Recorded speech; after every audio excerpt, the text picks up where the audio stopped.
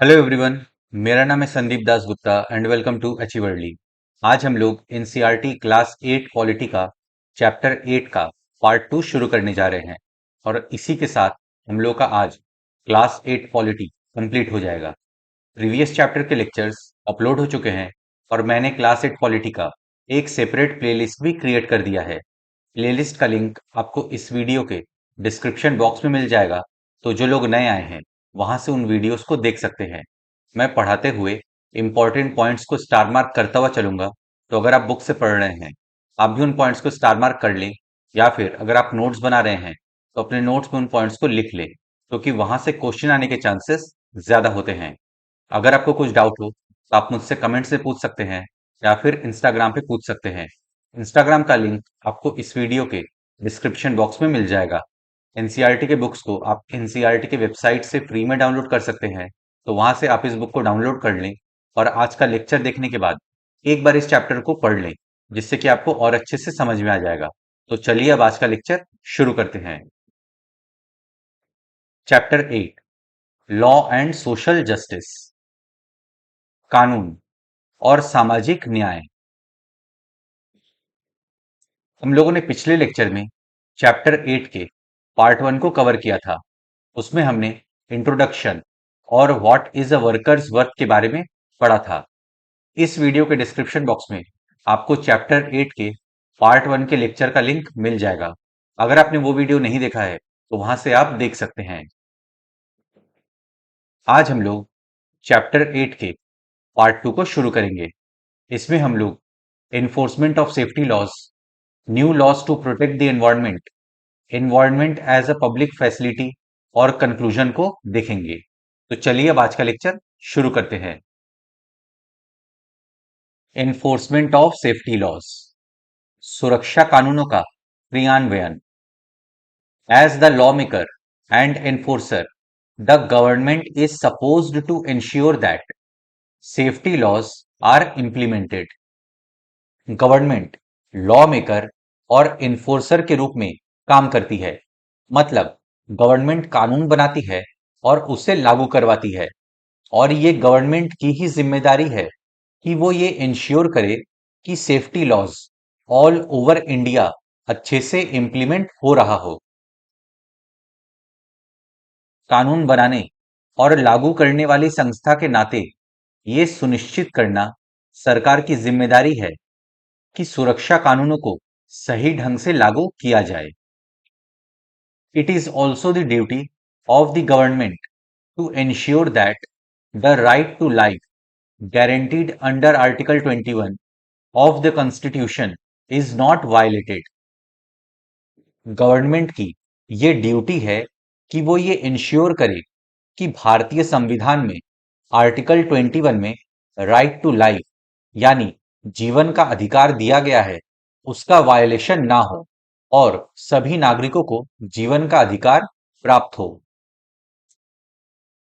सरकार को इस बात का भी ध्यान रखना चाहिए कि अनुच्छेद 21 में दिए गए जीवन के अधिकार का उल्लंघन ना हो।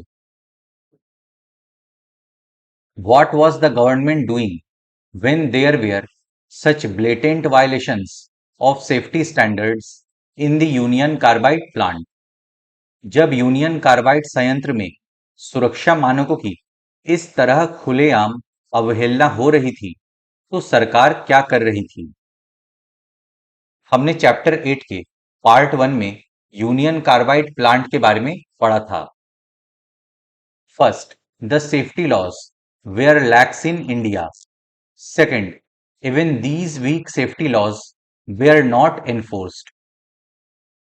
फर्स्ट रीजन है कि भारत में जो सेफ्टी लॉज हैं वो बहुत ढीले थे और कमजोर थे, और सेकेंड रीजन है कि इन सेफ्टी लॉज को अच्छे से इम्प्लीमेंट भी नहीं किया जाता था, और अगर किया जाता था तो इन सेफ्टी लॉज का पालन नहीं होता था।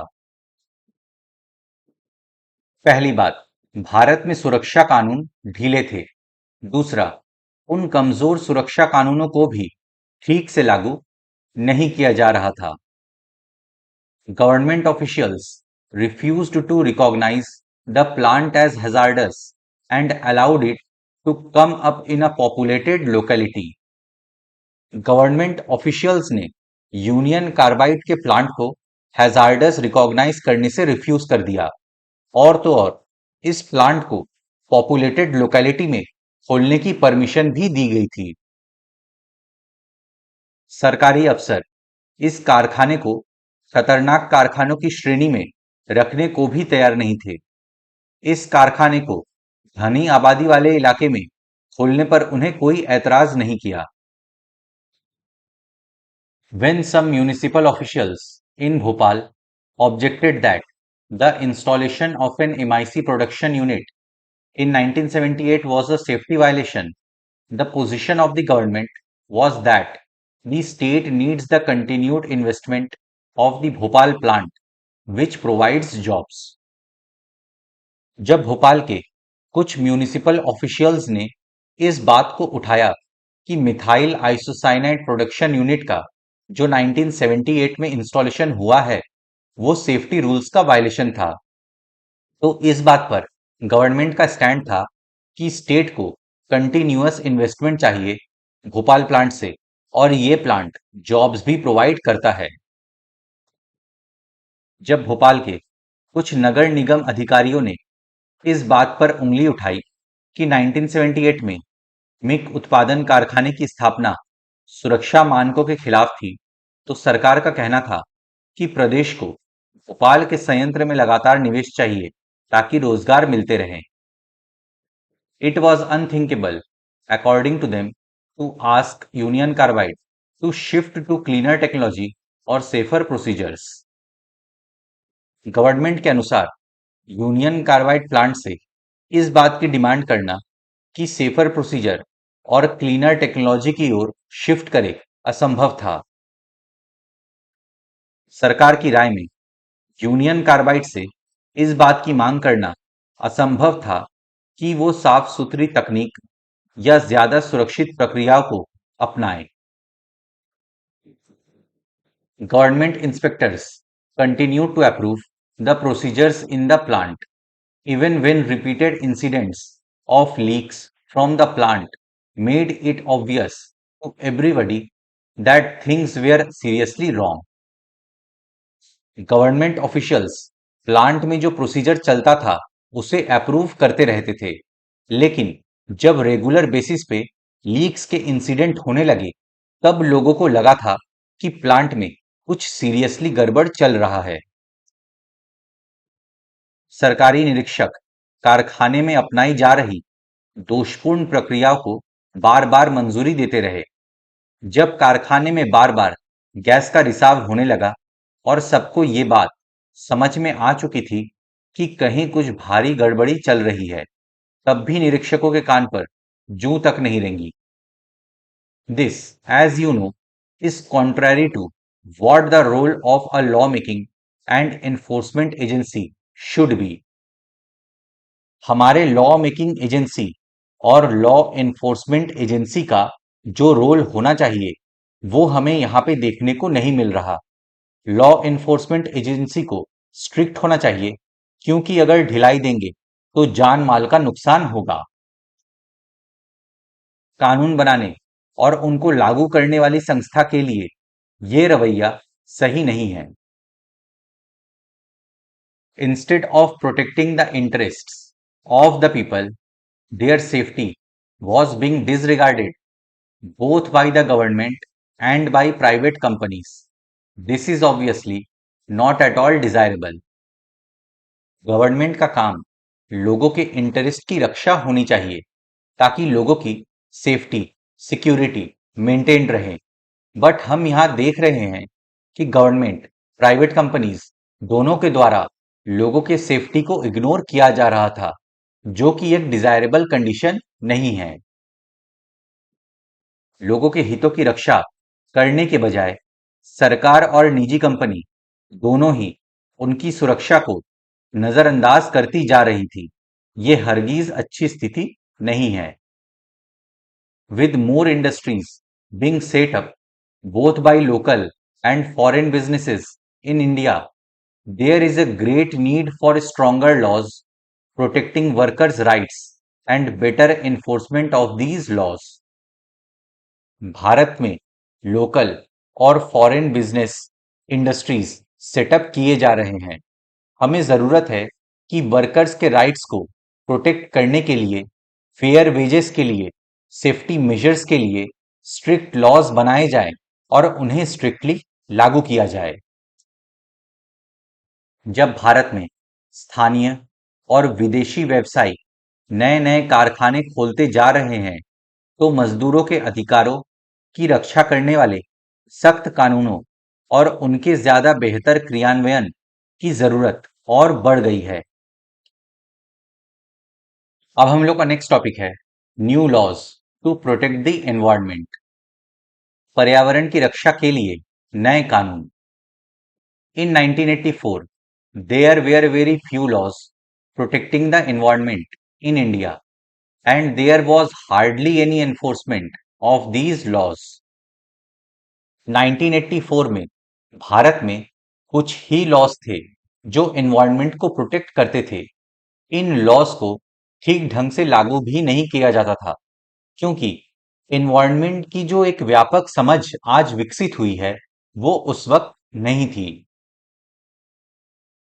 1984 में हमारे पास पर्यावरण की रक्षा के लिए बहुत कम कानून थे।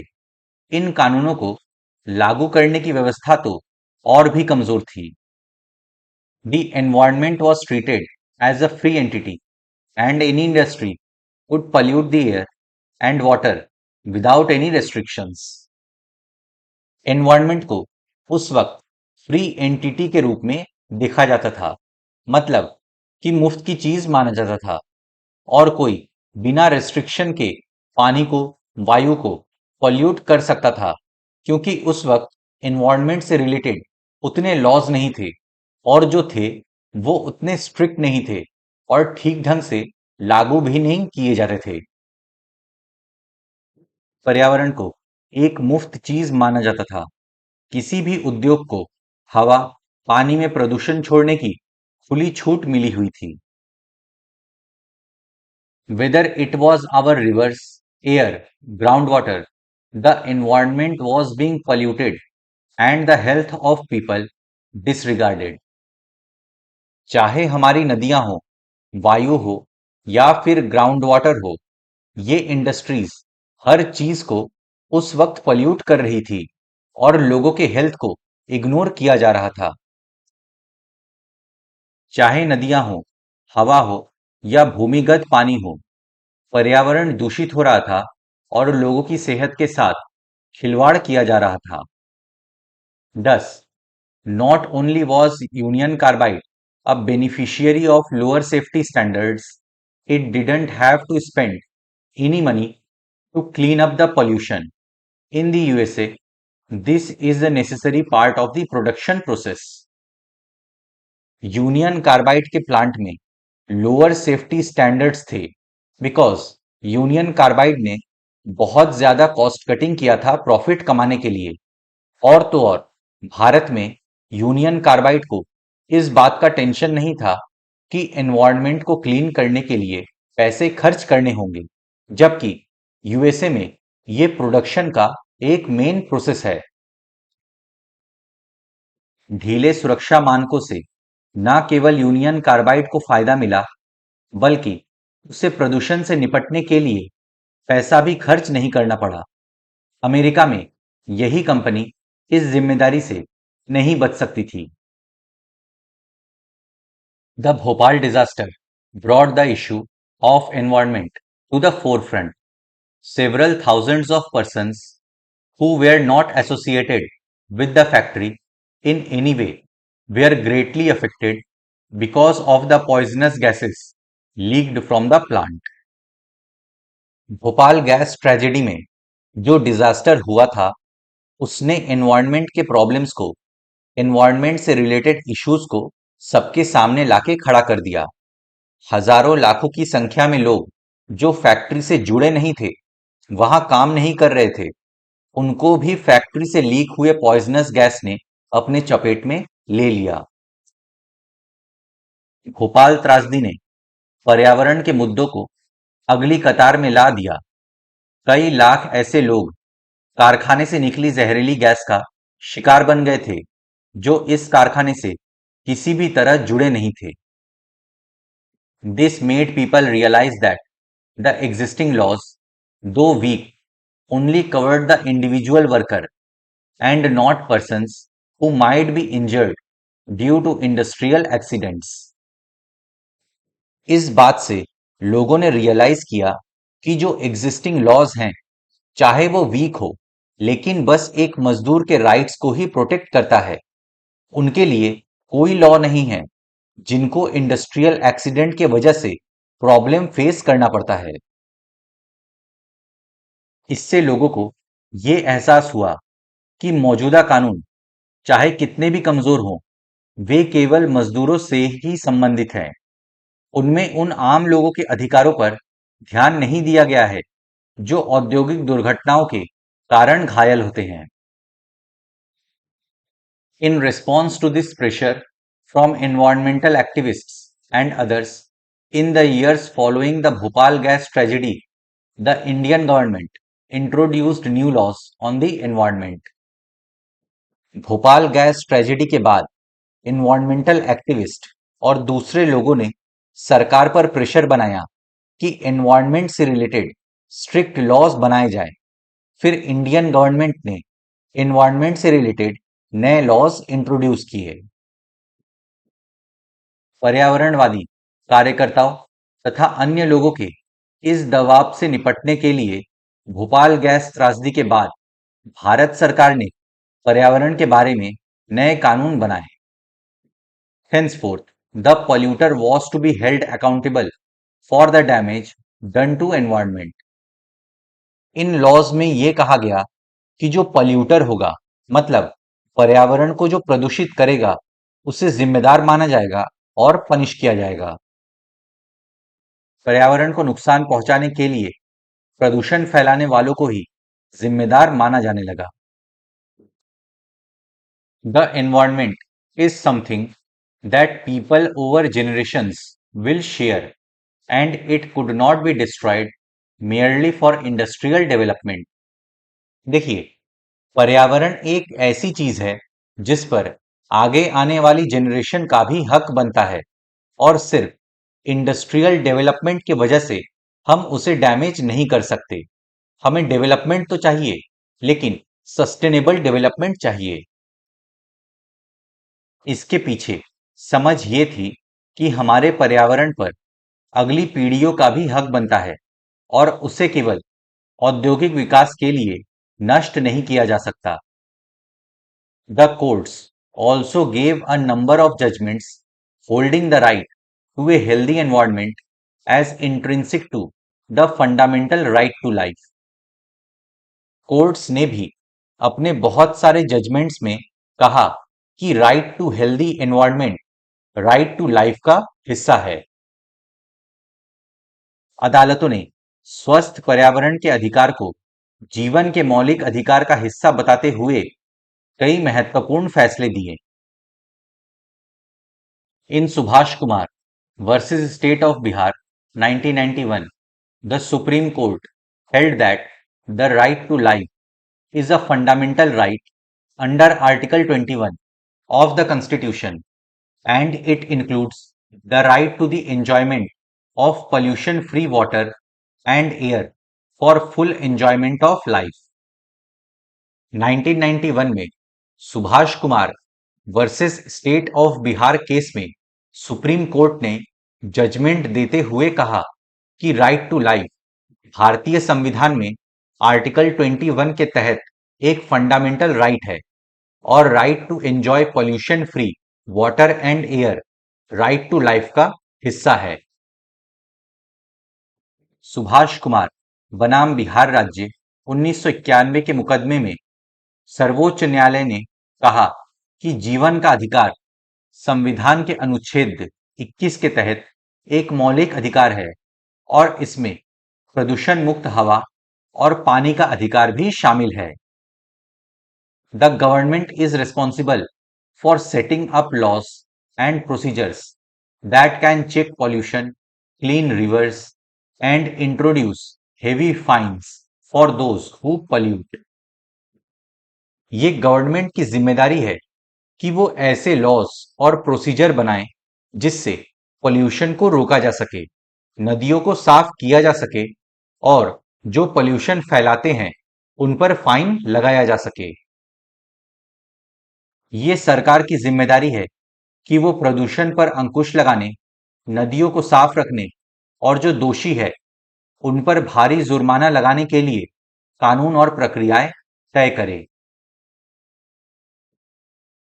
Advanced countries are relocating the toxic and hazardous industries to developing countries to take advantage of the weaker laws in these countries and keep their own countries safe.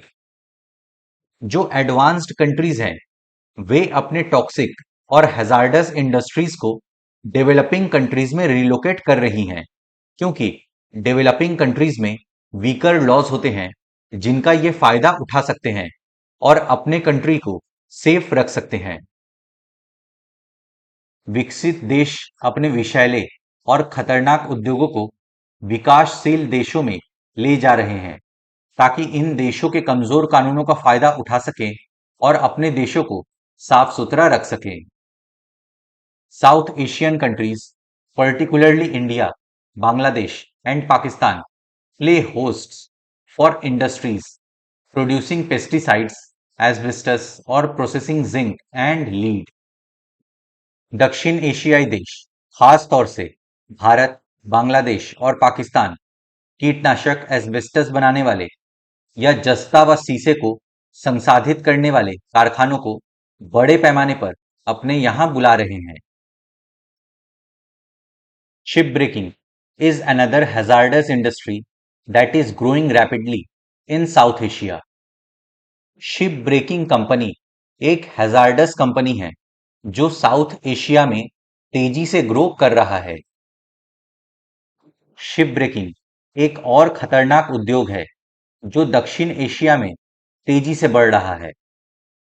Old ships no longer in use are sent to shipyards in Bangladesh and India for scrapping. जो older ships हैं जो use में नहीं आते उनको बांग्लादेश, भारत के shipyard में भेज दिया जाता है जहां पे स्क्रैपिंग की जाती है। पुराने जहाज जो अब उपयोग में नहीं हैं उन्हें स्क्रैपिंग के लिए बांग्लादेश और भारत के शिपयार्डों में भेज दिया जाता है। These ships contain potentially dangerous and harmful substances. इन जहाजों में डेंजरस और हार्मफुल सब्सटेंसेस होते हैं जो ह्यूमन और एनवायरनमेंट दोनों को नुकसान पहुंचा सकते हैं। इन जहाजों में संभावित खतरनाक और हानिकारक पदार्थ होते हैं। Emissions from vehicles are a major cause of environmental pollution. In a series of rulings, 1998 onwards, the Supreme Court had ordered all public transport vehicles using diesel were to switch to compressed natural gas. Vehicle से जो emission निकलता है उससे environmental pollution होता है।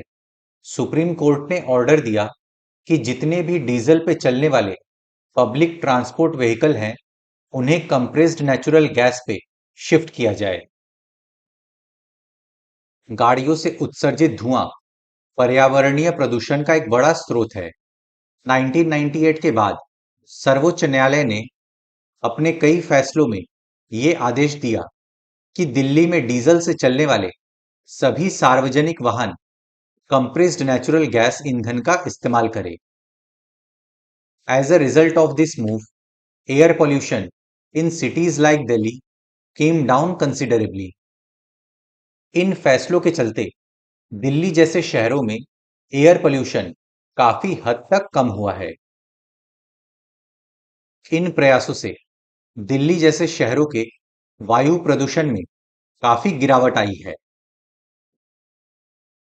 But a recent report by the Center for Science and Environment, New Delhi, shows the presence of high levels of toxic substance in the air.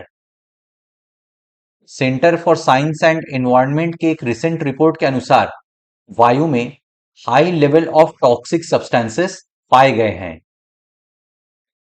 लेकिन centre for science and environment नई दिल्ली की एक ताजा report में कहा गया है कि हवा में विषैले पदार्थों का स्तर काफी ऊंचा है। This is due to emissions from cars run on diesel rather than petrol and a sharp increase in the number of cars on the road. ये जो टॉक्सिक सब्सटेंस के लेवल बढ़े हैं, ये हुआ है डीजल पे चलने वाले कार्स के वजह से, और कार्स की संख्या में भी बढ़ोतरी हुई है रोड पे।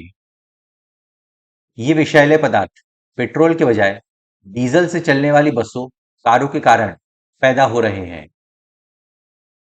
अब हम लोग का नेक्स्ट टॉपिक है environment as a public facility, जन सुविधा के रूप में पर्यावरण। इन recent years, while the courts have come out with strong orders on environmental issues, these have sometimes affected people's livelihoods adversely. हाल के कुछ वर्षों में कोर्ट्स के जजमेंट में एनवायरनमेंट इश्यूज पे स्ट्रॉन्ग ऑर्डर्स दिए गए हैं, जो कि जरूरी भी है, लेकिन कभी-कभी इन ऑर्डर्स की वजह से कुछ लोगों के लाइवलीहुड यानी आजीविका पर असर पड़ा है। हाल के वर्षों में न्यायालयों ने पर्यावरण से जुड़े मुद्दों पर कई कड़े आदेश दिए हैं। ऐसे कई आदेशों से लोगों की रोजी रोटी पर भी बुरा असर पड़ा है। For instance, the courts directed industries in residential areas in Delhi to close down और shift out of the city. Courts ने उन इंडस्ट्रीज को बंद करने के लिए कहा है जो दिल्ली के रेसिडेंशियल एरियाज में है, और उनको सिटी से बाहर प्लांट सेटअप करने के लिए कहा है। मिसाल के तौर पर अदालत ने आदेश दिया कि दिल्ली के रिहायशी इलाकों में काम करने वाले उद्योगों को बंद कर दिया जाए या उन्हें शहर से बाहर दूसरे इलाकों में भेज दिया जाए। Several of these industries were polluting the neighborhood, and discharge from these industries were polluting the river Yamuna because they had been set up without following the rules. बहुत सारे इंडस्ट्रीज एनवायरनमेंट को पल्यूट कर रहे थे। इन industries से air pollution हो रहा था। वेस्ट टॉक्सिक मटेरियल को यमुना नदी में डिस्चार्ज कर दिया जाता था, जिससे यमुना रिवर पल्यूट हो जा रही थी। ऐसा इसलिए होता था क्योंकि ये इंडस्ट्रीज रूल्स को फॉलो किए बिना सेटअप किए गए थे। इनमें से कई कारखाने आसपास के वातावरण को प्रदूषित कर रहे थे। इन कारखानों की गंदगी से यमुना नदी भी प्रदूषित हो रही थी, क्योंकि इन कारखानों को नियमों के हिसाब से नहीं चलाया जा रहा था। But while the court's action solved one problem, it created another. Because of the closure, many workers lost their jobs. Court ने जो एक्शन लिया उससे एक प्रॉब्लम तो सॉल्व हो गई कि पोल्यूशन पूरा नहीं तो थोड़ा सा कम हुआ, बट एक नई प्रॉब्लम क्रिएट हो गई, और ये प्रॉब्लम थी कि इंडस्ट्री में काम करने वाले वर्कर्स की आजीविका छिन गई क्योंकि इंडस्ट्रीज को बंद कर दिया गया। अदालत की कार्रवाई से एक समस्या तो हल हो गई, लेकिन एक नई समस्या पैदा भी हो गई। कारखानों के बंद हो जाने से बहुत सारे मजदूरों के रोजगार खत्म हो गए। Others were forced to go to far away places where these factories had relocated. बहुत सारे वर्कर्स को अपना घर बार छोड़कर बहुत दूर दूर जाना पड़ा, जहां पे इन इंडस्ट्रीज को रीलोकेट किया गया था। बहुतों को दूर दराज के इलाकों में जाना पड़ा, जहां उन कारखानों को दोबारा चालू किया गया था। And the same problem now began to come up in these areas. For now, these places become polluted, and the issue of the safety conditions of workers remained unaddressed. पहले जो प्रॉब्लम थी वही सेम प्रॉब्लम अब इन इलाकों में देखने को मिल रही थी। जहां ये इंडस्ट्रीज रीलोकेट हुए थे, वहां पोल्यूशन होने लगा था, और वर्कर्स के सेफ्टी कंडीशंस का जो इशू था वो अब भी बरकरार है। अब प्रदूषण की समस्या इन नए इलाकों में पैदा हो रही है। ये इलाके प्रदूषित होने लगे हैं। मजदूरों की सुरक्षा संबंधी स्थितियों का मुद्दा अभी भी वैसा का वैसा है। Recent research on environmental issues in India has highlighted the fact that the growing concern for the environment among the middle classes is often at the expense of the poor. Bharat में एनवायरमेंटल इश्यूज पे जो recent research हुए हैं उनसे पता चलता है कि मिडिल क्लास को जो एनवायरनमेंट की चिंता है उसे ठीक करने के चक्कर में गरीबों का नुकसान हो जाता है। भारत में पर्यावरणीय मुद्दों पर हुए ताजा अनुसंधानों से ये बात सामने आई है कि मध्य वर्ग के लोग पर्यावरण की चिंता तो करने लगे हैं, लेकिन वे अक्सर गरीबों की पीड़ा को ध्यान में नहीं रखते। For example, slums need to be cleaned as part of a city's beautification drive, or as in the case above, a polluting factory is moved to the outskirts of the city. For example, slums में गरीब रहते हैं तो city के beautification drive में, मतलब city को सुंदर और साफ बनाने के चक्कर में इन स्लम्स को उखाड़ फेंका जाता है। तो फिर सवाल ये आता है कि ये गरीब लोग कहाँ रहेंगे। फिर इंडस्ट्रीज को जो रिलोकेट किया गया है उससे वर्कर्स की आजीविका चली जाती है। इसलिए उनमें से बहुतों को ये तो समझ में आता है कि शहर को सुंदर बनाने के वास्ते बस्तियों को हटाना चाहिए या प्रदूषण फैलाने वाली फैक्ट्रियों को शहर के बाहर ले जाना चाहिए। But it is not understood that this could also put the livelihood of many people in danger.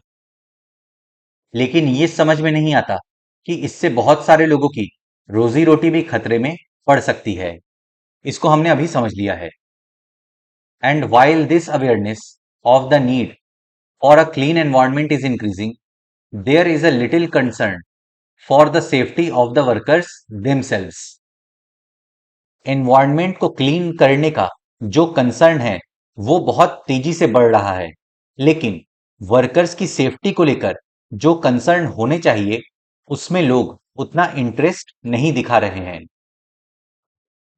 जहां तक एक तरफ स्वच्छ पर्यावरण के बारे में जागरूकता बढ़ रही है, वहीं दूसरी तरफ मजदूरों की सुरक्षा के बारे में लोग ज्यादा चिंता नहीं जता रहे हैं।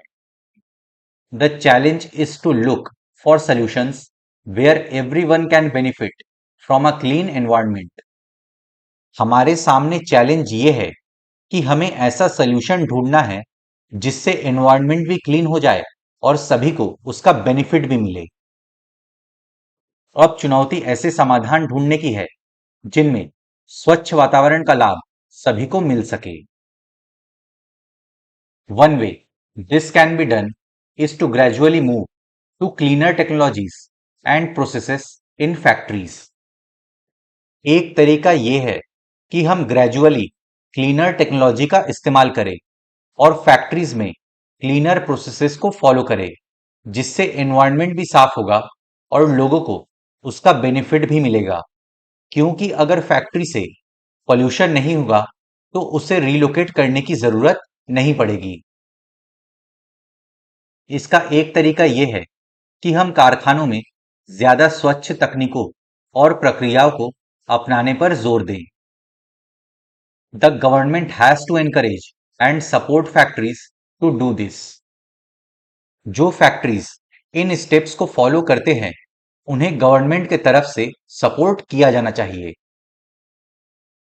इसके लिए सरकार को भी चाहिए कि वो कारखानों को प्रोत्साहन और मदद दे। It will need to find those who pollute. This will ensure that the workers' livelihoods are protected and both workers and communities living around the factories enjoy a safe environment. जो पोल्यूशन फैला रहे हैं उनको fine किया जाना चाहिए। अगर ये स्टेप्स फॉलो किए जाते हैं तो वर्कर्स के लाइवलीहुड भी प्रोटेक्टेड रहेंगे, एनवायरनमेंट भी साफ होगा और उस इंडस्ट्री में काम करने वाले वर्कर्स को साफ वातावरण मिलेगा और इंडस्ट्री के आसपास जो लोग रहते हैं उन्हें भी साफ वातावरण मिलेगा। उससे प्रदूषण फैलाने वालों पर जुर्माना करना होगा। इस तरह मजदूरों के रोजगार भी बच जाएंगे और समुदायों व मजदूरों को सुरक्षित पर्यावरण का अधिकार भी मिल जाएगा। कंक्लूजन, निष्कर्ष, laws are necessary in many situations, whether this be the market, office or factory, so as to protect people from unfair practices.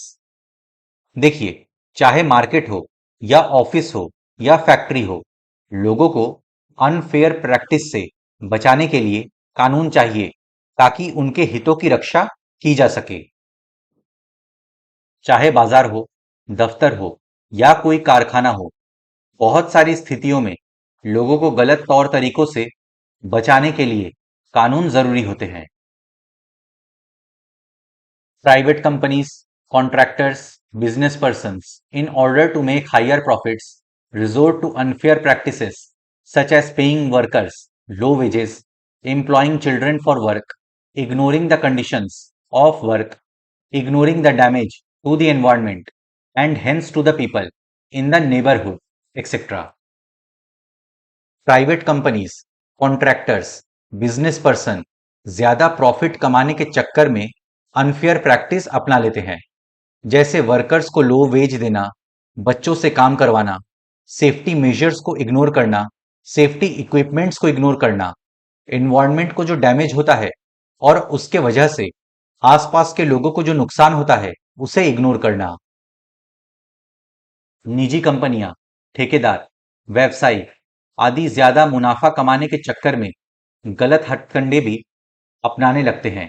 उदाहरण के तौर पर वे मजदूरों को कम मेहनताना देते हैं, बच्चों से काम करवाते हैं, काम की स्थितियों पर ध्यान नहीं देते या पर्यावरण का ख्याल नहीं रखते और इस तरह आसपास के लोगों को भी नुकसान पहुंचाते हैं। A major role of the government, therefore, is to control the activities of private companies by making, enforcing, and upholding laws so as to prevent unfair practices and ensure social justice. Government का एक main role ये है कि वो laws बनाए, उनको लागू करे और उनको अपहोल्ड करे ताकि प्राइवेट कंपनीज पे नियंत्रण स्थापित कर सके और अनफेयर प्रैक्टिसेस को खत्म किया जा सके और सोशल जस्टिस को इंश्योर किया जा सके। ऐसे में सरकार की एक अहम जिम्मेदारी ये बनती है कि वो निजी कंपनियों के गलत तौर तरीकों को रोकने और सामाजिक न्याय प्रदान करने के लिए कानून बनाए, उनको लागू करे और उन पर निगरानी रखे। This means that the government has to make appropriate laws and also has to enforce the laws. Government को एप्रोप्रिएट लॉज बनाने होंगे और उन्हें स्ट्रिक्टली एनफोर्स करना पड़ेगा और रेगुलर इंस्पेक्शन करने पड़ेंगे, ये देखने के लिए कि कानून का ठीक ढंग से पालन हो रहा है या नहीं। यानी ना सरकार को केवल सही कानून बनाने चाहिए बल्कि उनको लागू भी करना चाहिए। Laws that are weak and poorly enforced can cause serious harm as the Bhopal gas tragedy showed.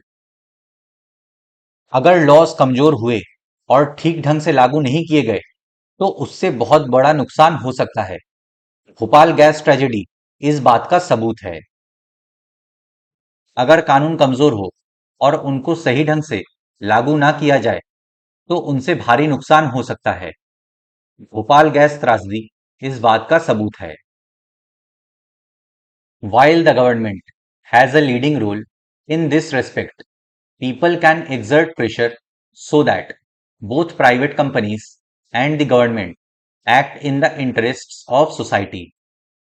देखिए, लॉज बनाने की, उनको इन्फोर्स करने की जिम्मेदारी गवर्नमेंट की है, तो हम कह सकते हैं कि गवर्नमेंट का मेन रोल है यहाँ पे। बट लोग भी प्रेशर डाल सकते हैं गवर्नमेंट और प्राइवेट कंपनीज के ऊपर कि वे सोसाइटी के इंटरेस्ट में काम करें। इस दिशा में सरकार की तो जिम्मेदारी बनती ही है।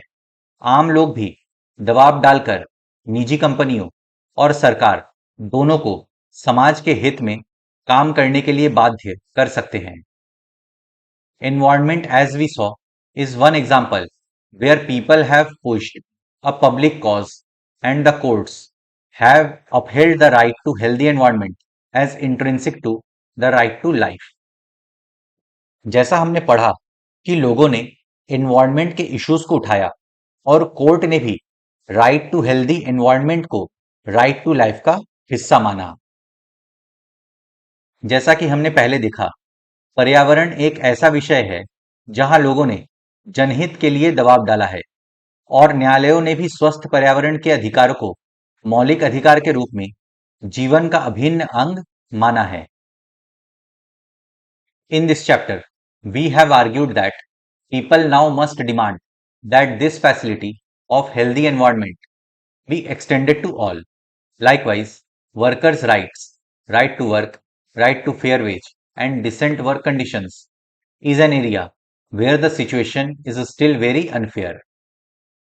इस अध्याय में हमने इस बात पर जोर दिया है कि लोगों को इस बात के लिए आवाज उठानी चाहिए कि स्वस्थ वातावरण की सुविधा सबको मिले।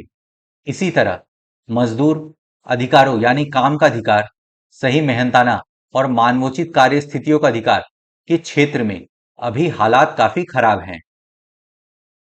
People must demand stronger laws protecting workers' interests so that the right to life is achieved for all.